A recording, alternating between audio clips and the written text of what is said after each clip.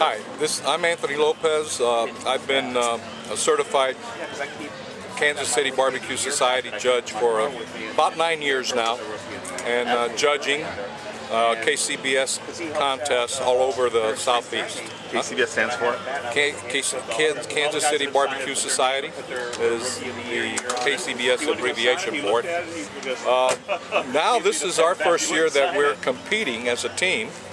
The name of the team is the Cigar City Barbacoa, which is Spanish for barbecue. And our family has been in Tampa for about 130 years, since 1870. And Ybor City was known for its cigars, so that's where we got the name for the team. But so this is our first year competing as a team, and we'll be turning in our chicken here at 1 o'clock, and that's followed by pork ribs at 1:30. 2 o'clock we turn in pork, pulled pork, pork shoulder, and then at 2:30 we turn in brisket, beef brisket, and those are the four things that are turned in for competition. What the judges are looking for is they're judging these things for appearance, taste, and tenderness. Yeah. Those are the three things that they score you on. They'll score you from 2 to 9, 9 being a perfect score, depending on their opinion of the quality of your food. And you get a score for each of those three items that they're judging: the appearance, taste, and tenderness. Anthony, how many judges are there? Well, there's about 78 professional teams that are competing, and about 75 backyard teams that are also competing. They're the pros and the amateurs. The pros and the amateurs. And you have 6 judges at each table, so you got to have at least 78 judges for the professional and another 75 judges for the backyard in order to have enough judges for the whole contest. There's 6 judges per table plus a table captain. And this is a family-owned, family-run? Yeah. You getting who's here with the family? I'm the chief cook. I started, like I said, with barbecue about 9 years ago. And judging on the professional circuit, I got to know all of the top barbecue chefs that are traveling around the country, and they're personal friends of mine, and taught me how to cook competition barbecue. So that's how this team came together. I got my son, who has worked in restaurants, and my nephew, who's a fireman but loves to cook, and he's on the team, and my wife keeps it all in order. And you missed one. And my son Todd. And you missed one more. My nephew. Your grandson. Oh, my grandson. Your grandson, yeah. Yeah. Met him earlier. Yeah, he's here. So this is 3 generations. And my oldest son is taking care of him. Right. We're busy cooking. Right. So, yeah. So, yeah, this is, like I said, my family goes back in Tampa for 6 generations in Ybor City with the cigar industry.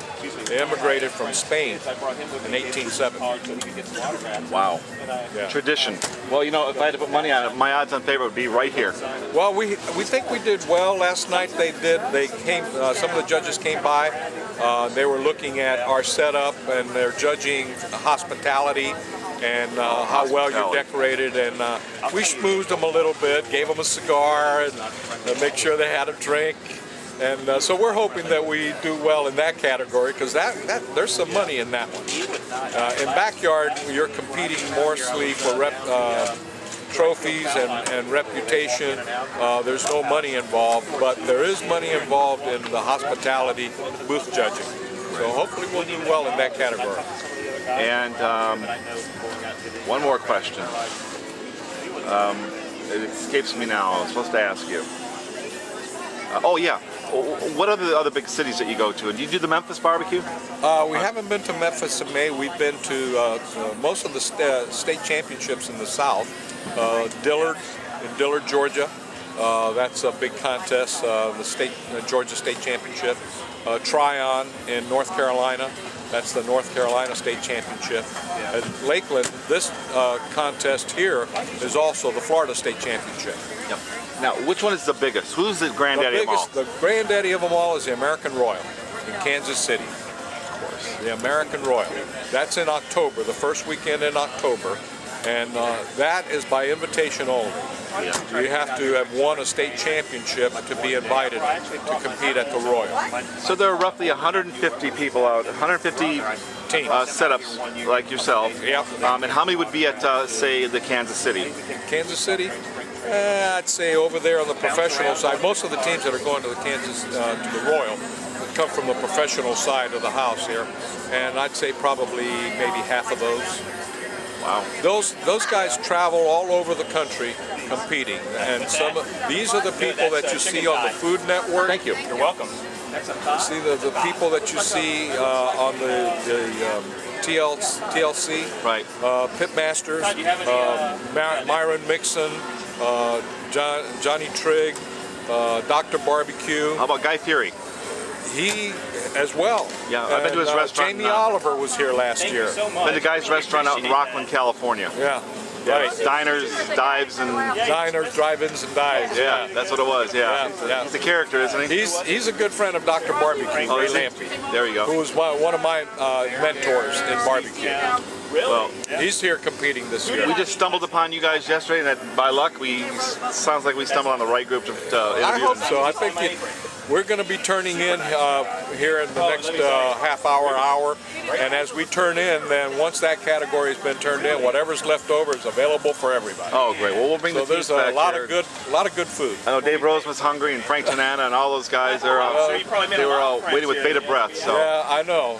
Barbecue does that to you. And now, are you guys Tiger fans? Actually, I'm a Rays fan. Okay, well. But let me tell you, I grew up with baseball. Al Lopez lived right across the street from me in Ybor City. In 1954, he was managing the Cleveland Indians, and they went to the World Series, lost to the Giants in 4 straight. But that's where Willie Mays made the famous catch off a hit that Vic Wirtz made. Right. And but that pitching staff for the Indians that year, they had Bob Feller, Early Wynn, Can you hold up the apron? Bob Lemon, Hold up the apron. Mike Garcia. 3 of those 4 are all in the Hall of Fame. Well, I know you guys got to be Tiger fans because your son, and this is not easy if you notice. This is not easy to pick out signatures on there, and your son got every single one of them. Some of them I couldn't even see who they were, and I know the guys. Yeah. So, yeah, your son picked them out. So I know someone's a Tiger fan over here. Oh yeah, there's no doubt. I've been following baseball for a long time. I've loved the Tigers. Never forget the Kirk Gibson's hit. Oh. Gibby had a couple of great hits. He had one with the Dodgers, as you know. You know what? They're an old franchise, and that's what's awesome about it, man. And Al Kaline. Yep. He was Rookie of the Year with the Tigers. Well, Peggy is Al's assistant. Is that right? Yeah.